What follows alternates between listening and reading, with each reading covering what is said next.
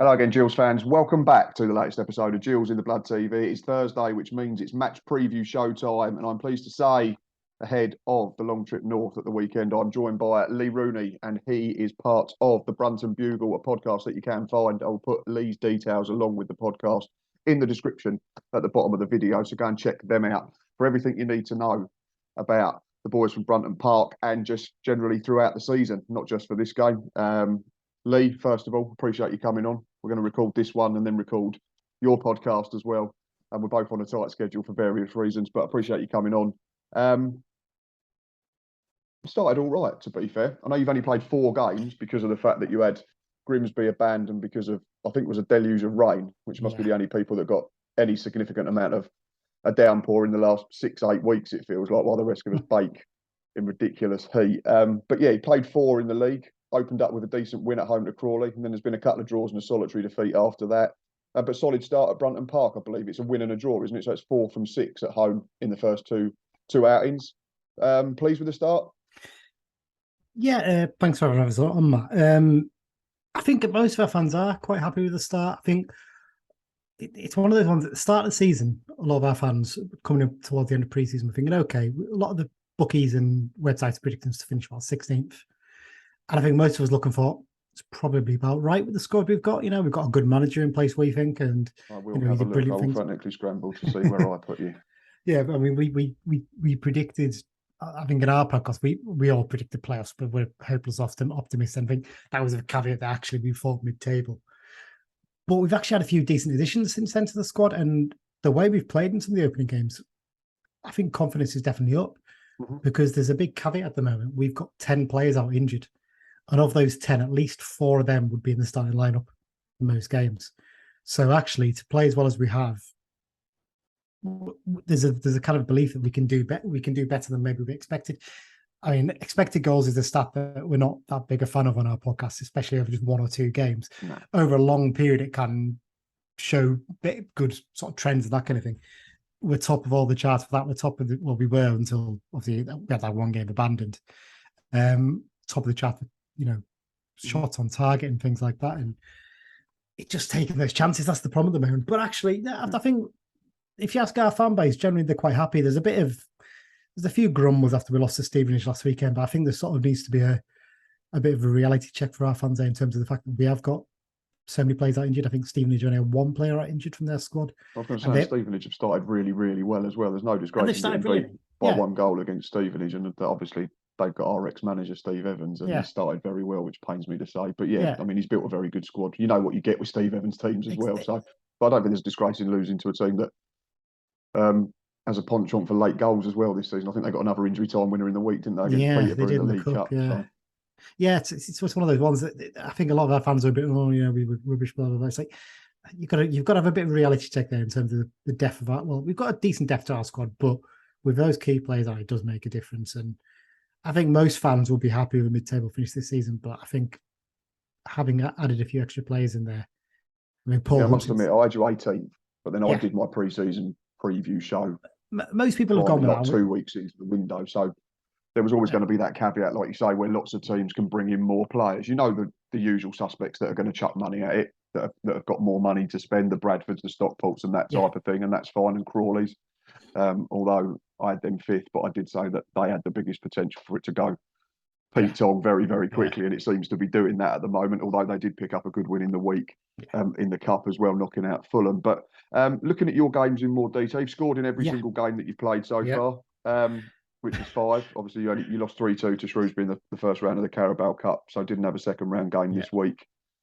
Which probably do you more good than us in a sense, because you've not had to play a midweek game and you've had a full 7 days on the training ground. But to counter that, there's only been 1 clean sheet in that time, which was the opening day of the season.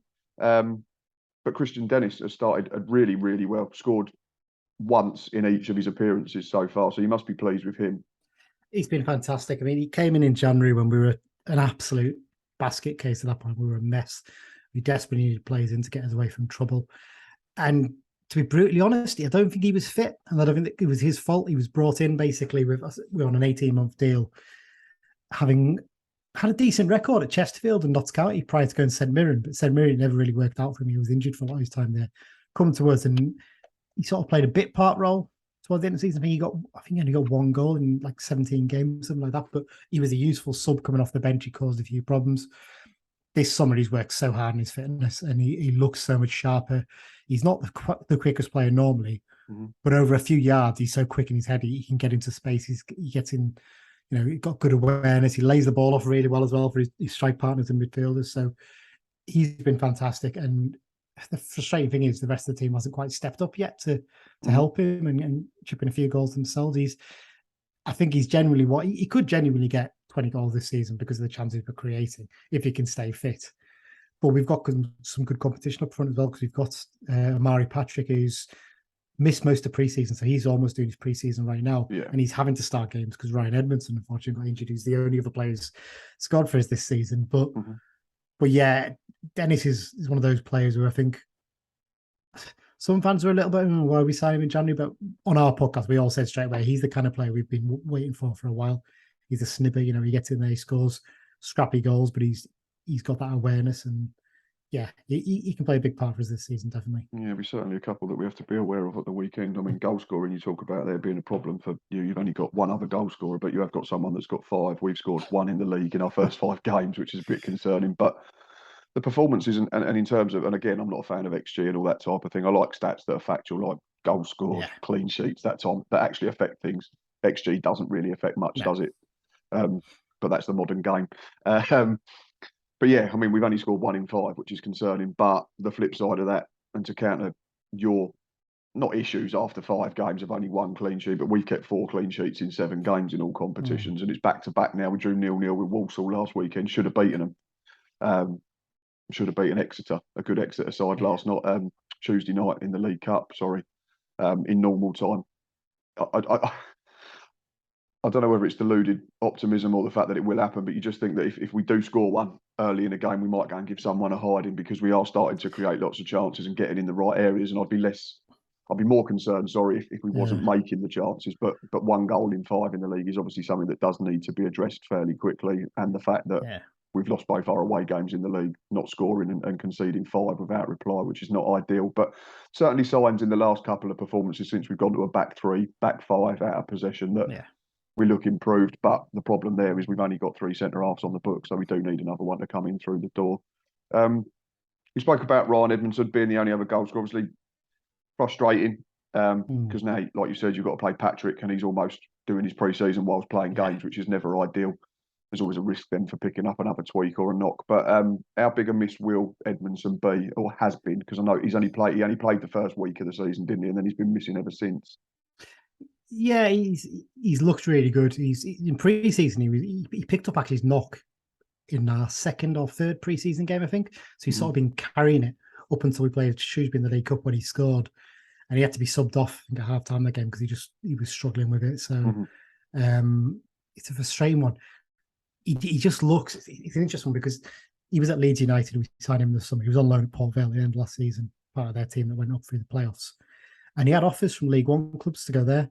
But this is the advantage of having Paul Simpson as our manager. He's worked at the England youth setup, and he worked with Ryan Edmondson in the England youth setup. And Edmondson said no to his agent. I want to go to Carlisle, even if it's less money. I want to go and work with him again. That's where we've been. It's been a real bonus for us, and we've had a couple of players we've got in as a result. That Sonny Hilton on loan from Fulham is another one. But yeah, he's looked really good. He's a big tall lad. He holds the ball up well, but he's not a slouch. He's got a bit of pace about him as well. He's a really interesting player. Just want to get that hip injury sorted. But that said, Amari Patrick, 2nd half last season, when he re-signed for us, he'd gone to Burton at the start of last season. He left us. After 6 months, comes back. Sorry, can I just interject? Is that Jimmy Glass on your T-shirt? It is Jimmy Glass on my T-shirt. Yes, thought it was. It's our London manager done it. I remember that game. So... I was just got on the bus after Gills had won 1-0 at Notts County. And we'd already got in the playoffs. It was the season we ended up losing to Man City at Wembley, and it was a great atmosphere at the Meadow Lane, I think it was. And yeah, just remember, because obviously long before the days of social media and iPhones and that type of thing, and just remember the radio being on and Jimmy Glass scoring to keep Carlisle. I thought I recognised him. But wonderful times when the game was a little bit simpler. Sorry, I divulged, but I noticed it and I had to ask the question. I thought it was that iconic celebration. Yeah. Well, So like I said, Amari, he scored like 9 in 20 or something on his return, and he's a winger really, so he's not really a striker so much, but he's got lethal pace when he gets up to speed, when he gets his fitness sorted. He will terrify defenders at this level because he just take the thing is he's not just got the pace, but he's a good dribbler as well. He keeps the ball because you often see these players who are very quick, but once they get going 5 yards down the pitch, they lost the ball. He's not like that. He's got real ability in terms of that. So he's a big one as well. Other than that, at the moment, goals wise, we need midfield to chip in a few goals. I think that's another area that we really could do with. I mean, Jordan Gibson, we signed last season. He's chipped in a few goals last season, but he's yet to score one this season. So we could do with him maybe getting one or two. There's a few other players in there who can score goals, but not quite getting in there yet. So it's like still you said, it's still very early doors, though, isn't it? It is. I mean, if people are panicking after 5 games, then they need to just sort of take a step back and. Yeah, especially with the injury issues we've got. And it's interesting you say that comment about you think if you get one goal, you give someone a hiding. Well, that's exactly the same thing that we're saying at the moment. Our players are saying, look, once we get 2 goals in a game, we are going to batter someone. That's the problem. We're getting that one goal. We're not quite getting the second goal. So get your money on 0-0 Saturday then, people. Yeah, absolutely. Because we've just jinxed it, the pair of us. Yeah, absolutely. Obviously, the man that you've spoken about briefly, we've heard his name a couple of times, that knits this all together, and they are referred to as his Carlisle United on a lot of podcasts and in the media, is Paul Simpson. Yeah. Second spell in charge. I think was player manager the first time around, if I'm correct, and did really well.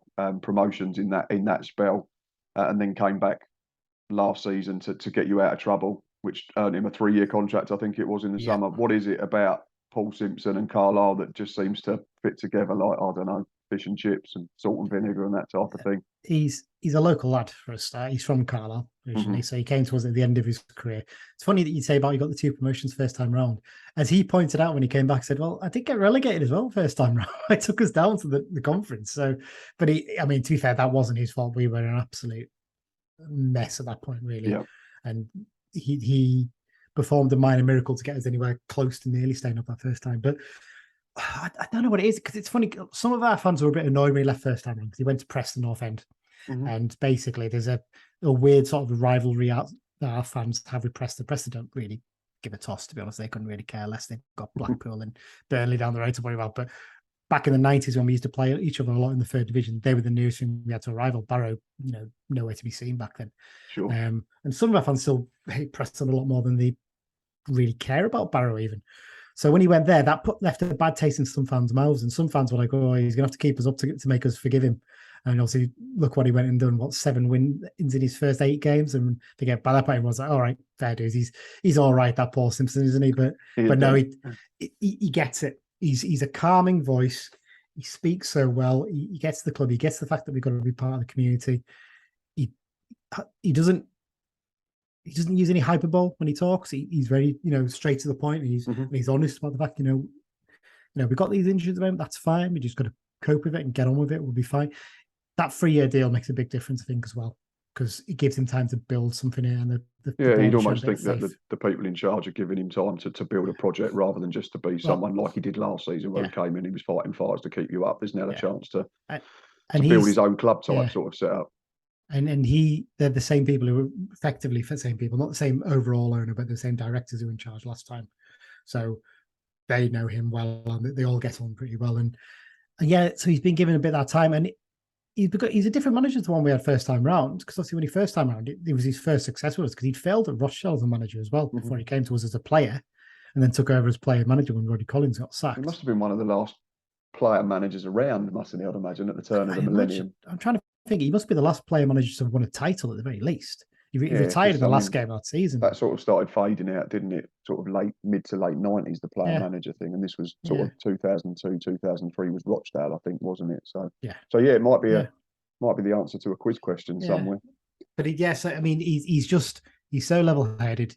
The fans love him, and he gets that, and he gets what it means to the fans as well, obviously being a local lad. And there's a lot of similarities to Neil Harris since he's been in with us, and he spoke about restructuring the club and not just being just the football team and the squad. The fact that there's got to be this gap where we close the gap between the youth set up, like the under 18s, the 23s, and the first team. There has to be a clear pathway for people, so we can say to these players, if they want to come in as a youngster, that there is a clear pathway to be involved in the first 11. And he's used a couple of the youngsters already. Not, Simpson's done loads of those, minutes, but they've been on the bench through necessity. I understand that as well. We're not saying that we've got 2 or 3 that are going to be world class, but the fact that he's even putting them on the bench and then being allowing them to be around the first team environment, I think helps in the longer term if they do progress as we hope. Yeah, I think we're lucky in that sense. We've got a couple of players who've left us in recent years that we can point to, like Jared Branthwaite, who's at Everton. Mm-hmm. He was with us, and he's obviously now on loan at PSV and playing in the Champions League qualifier tonight against Rangers. I mean, that shows how far he's only left us, 2-3 years ago now. So shows how far he made his debut at 17, and we can point to him and say, look, you can get your chance here. The only problem there is he left after 20 games, and we'd like to keep him for a little bit longer than that if possible. Yeah, so you would like. That's the challenge, isn't it? Most famous one, but not famous in. I know that sounds weird. Is Ryan Bertrand, who Chelsea took off us before he'd even played a first team game, and obviously went on to win the Champions League. And well, the other example for us is Dean Henderson. He was at Nottingham Forest. He started out, and I saw him training with the first team keepers at the age of 13, 14. And that's how good he was back then. Man United came and poached him. And he's we've still got a sell-on clause in his deal. Because we did it. That was one of the last deals done before EPPPP came in.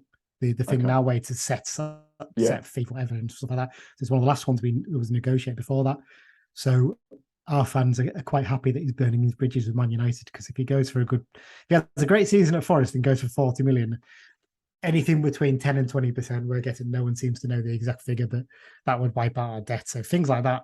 Yeah, that sets the club up like Carlisle and Gillingham for the next few years, doesn't it? Yeah, that's the beauty of it. Yeah, I mean, our big one was Bradley Dack, but unfortunately, a couple of ACL injuries have set him back, and he seems to be sort of out the first team picture at the moment. At Blackburn, he's playing in the cup games, which indicates that he's not first choice in the league. No. But if he goes, I think we've got a decent percentage as well if he does go to a Premier League team or anywhere. But we just have to hope that he gets fully fit first.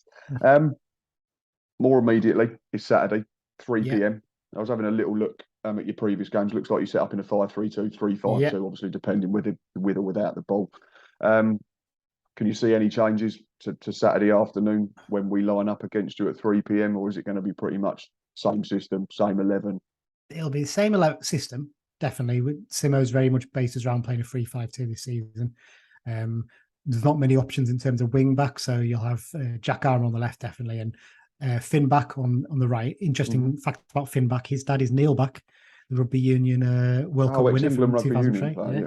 So there's an interesting one. He's on loan from Nottingham Forest for the season. He's looked really good. Your back three is where things might change slightly. Now, John Mellish will almost certainly start. He's played every single position on the pitch for us. He'll play an attack, except goal, and I wouldn't put it past him having to go there. But he's a sort of a strong defender who likes to bring the ball out, very powerful. He'll play on the left side. The question is on the right side. Jack Ellis has been playing, who's a first-year pro. He made his debut at the end of last season as a right wing back. Has had to come in as a right centre back because we were a bit short on numbers a few weeks ago. He's done okay, but he's quite a short lad and he's still developing. So I think Simo probably wants to take him off the firing line now. So options-wise, we've got Morgan Feeney. We're hoping will be back, but I don't think he'll be fit enough to start. He's our captain. He's missed the last few weeks as well with injury.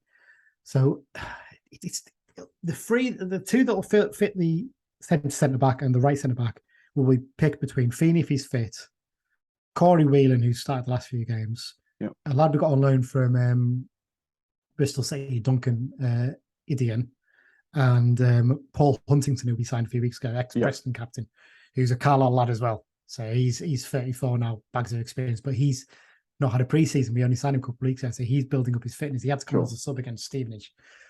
I wonder if we might use him from the start in this and maybe look to bring another defender on as a sub later on. That's the great advantage of the 5 subs, I guess. But there you go. Definitely. And then midfield is one where Callum Guy will almost certainly start, and so will Jordan Gibson. The question is who plays alongside them. Jaden Harris played last game. Didn't have the best game by all accounts. Jamie Devitt's got bags of experience, but he's one who has injury issues in the past. We're hoping that Owen Mox will be back fit. Owen Mox will be signed in pre-season in the summer from Allen Athletic in Scottish League 2. Weirdly, he's one who came from our academy but left at the age of 16. Went to play in Scottish football. He's now 24. He was in the Scottish League 2 team of the season last season. He was up for Player of the Year. I think he came third. And he's come into professional football and looks like he's been playing there for years. He's been fantastic, but he's missed the last couple because of injury. So hopefully, we're hoping he'll be back fit. If he does, he's set up, I think, 3 of Dennis's goals so far. So that's how good he's been. And then up front, Dennis is obviously going to start, and it'll probably be Patrick, because Edmonton's not going to be fit. So yeah, the question is over two of the defenders probably, and one of the midfielders. They're the three ones we're not 100% certain on, but bar that, it should be more or less the same. Yeah, I think we'll probably match up now, having kept clean sheets with this 3-4-3 or 3-4-1-2 that we played a variation of in the cup game. Goalkeeper will be Glenn Morris will come back in. Three centre backs will be Will Wright, Maxime Orr, and Elkan Baggott, because we don't have any other centre halves at the moment. We're still trying to get one in, I think, at least. Sorry, interesting you mentioned Maxime there. He was actually on loan with us about 10 years ago, I think. I think that was before he came to us. Yeah, it was. Yeah, and then he came to us, I think, winter 2014, and then we signed him at the end of that season on a permanent. He's past 350 games now, I think. Yeah, he was excellent for us in the short couple of months we had him. That season we played about 40 players we used. He's become our scapegoat at the start of this season at the moment. He always seemed to have one at each club. But he's been very good the last two. I think he's more suited now in a three, in the middle of a three, because he's not got loads of pace. No. So that'll be the three. I think Shea Alexander will start on the right. David Tatonda was very good against Exeter in the Cup, so it's either him or Ryan Law for the left wing back berth. I think Tatonda might have just done enough to push himself in front. Was very good defensively, and he scored the winning penalty, which always helps. Stuart O'Keefe came off at half time in the week, but I think that might have been a precaution. We've still got other question marks over Dom Jeffries and Sean Williams in the middle of the park, who've missed the last 3 or 4 in Jeffries' case, and the couple for Williams. So I think if Stuart O'Keefe's fit, he'll be captain. He'll start in the middle. I think it'll be Ben Reeves next to him. And then I think we'll probably have Jordan Green and Haki Badelakoon be almost like floating 10s, slightly wide, providing pace. And then it'll be Mika Mandron as the number 9 and the focal point. Bench essentially be used left. I think if Jeffries and Williams are available, we'll have one that we might have to leave out, plus the kids. But yeah, we still need 1 or 2 in between now and next Wednesday, Thursday, whatever day it is. Final question, the horrible one, before I let you go. Score prediction. I'm going to go for a 2-0 win. I don't think about that one, but I have a feeling we'll just get back on. I think it's a little sort of knock off the off the wagon against Stevenage, but I have a feeling, having had that full week to train, whereas you guys obviously had the cup game, I think that might just work to our advantage, especially with a long journey up on a bank holiday weekend to Carlisle. It's not going to be much. Yeah, I've listened to Neil Harris's interview, and he said they're coming up Friday, I think, so that they can get there sort of mid-afternoon and get in the pool and then sort of get settled in the hotel. But we've got to be better. We know that we've got to be better than the 2 away games. Tranmere was an absolute car crash from start to finish. One of them days where just 8 or 9 miles off it, unfortunately. I've gone with no rhyme or reason for this. My head's saying 1-1, because we have to score a goal in the league surely at some point. And we've been strong defensively the last 180 minutes. We've not really looked like conceding at all. But we've not come up against Christian Dennis. But then we did come up against Danny Johnson, who had 5 in 6 and he didn't get a kick. So head says 1-1. Heart says for some reason, I think we might just pinch it 1-0. But there's no real rhyme or reason to it at the moment, other than we need to win games. I mean, to be honest, with the fact that we're having to make all these defensive changes, it might be a good time to come up against us, because we'd looked solid in the first couple of games for the defence we'd started with. And then obviously we lost. I mean, indeed, you mentioned Ben Barkley. We got online from Stockport. He looks fantastic. Like, I'm amazed Stockport let him go on loan, but he's looked great. In fact, we didn't even mention Tomas Holy, did we, actually, as well? So no, we didn't. I've written him down. How has he settled in? I spoke to Tomas in the summer. He came on the channel and did an interview with me, which was great fun.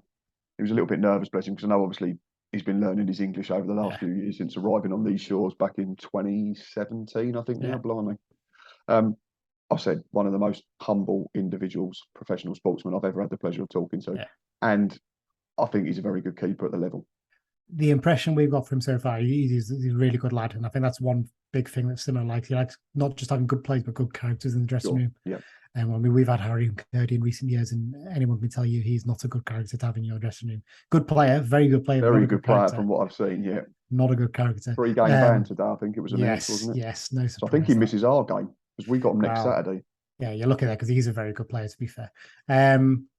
He's done okay. I think some of our fans are a bit like, he can be a little bit slow to get that. He's a big lad, isn't he? 6'9", of course. He's going to be a bit slow. I'm 6'4", and I had my photo taken with him at a Player of the Year a few years ago, and he made me look like a dwarf. Well, the He's hilarious absolutely thing, ginormous. when he signed, he got a photo taken with our head of recruitment, Greg Abbott. He used to be our manager about a decade ago. He's back. He's working under someone. He's a big part of why we're doing well. And Greg's not the tallest either. And it was just hilarious looking at the two of them up against each other. And we've also, Sonny Hilton, we signed on loan from Fulham. He's only about 5'7", 5'8". So when they stand next to each other, there's a good 1.5 between them. We had a game at Charlton a few years ago, and I think he picked up, it was either Mark Byrne or Bradley Dack, and he just sort of picked him up by his shoulders and put him on the near post to defend a corner. It was one of the best things I've seen. It was certainly the highlight of the game because we got walloped 3-0 and we were absolutely awful on the day. But no, I'm glad to see he's settled in and he's doing well. Yeah, no, he's done well. I mean, he's very, I mean, at first I think people are like, oh, he's a bit for a big lad, he's not that great in crosses. But actually, since then, he's looked quite good on crosses, to be fair. And I mean, the game against Shrewsbury, they had quite a few chances. To be fair, it's one of the few games we conceded a lot of chances, and he made some really good saves in that game. So I think generally we're quite happy with him as an addition. We've got a goalkeeper we signed from Ireland who's backup, and I think he's literally just there to be an experienced backup. And we've got two very good young keepers, but they're both 18, and we don't really want to have to use them anytime soon. So, no, of course. So yeah, no, he's done well, and I think like I said, he seems to be settling into the area as well, which is good. That's good to hear. Right, Lee, been a pleasure, mate. Really enjoyed that. Thank you very much for taking your time. We're going to jump off of this one now and then jump onto a pod recording for the Brunton Bugle. Gills fans, please do as you always do. Please keep liking, subscribing. Like I've said, I'll put Lee's and the podcast description at the bottom of the video. I'm not travelling to Carlisle at the weekend, unfortunately. But if you are, be loud, be proud, behave. On the back of the statement that the club had to release after the cup win, unfortunately. But good to see that swift action is being taken. I shall be back Monday to do a Monday review. I will watch a full rerun on iFollow, hopefully, if the performance suffices. But until then, enjoy your bank holiday weekend and up the Gills.